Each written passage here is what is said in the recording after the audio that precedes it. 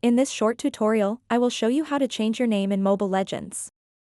Changing your name in Mobile Legends is a simple process that can be done in just a few easy steps. To get started, open up the game on your mobile device and then tap on the profile picture icon at the top left corner.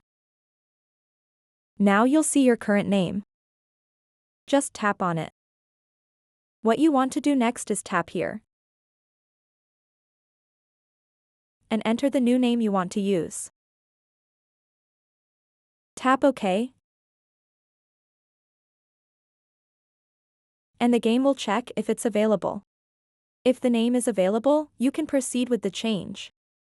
Tap OK to finalize the change.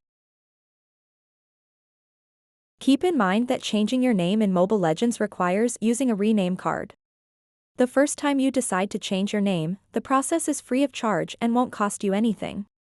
Make sure to choose a cool and unique name that represents you well in the game. So that wraps up this tutorial. If you have any questions about this whole process, please let me know in the comments section below. And if this video helped you out, please give it a big thumbs up and subscribe to this channel for more tutorial videos like this one. Thank you so much for watching and have a good day.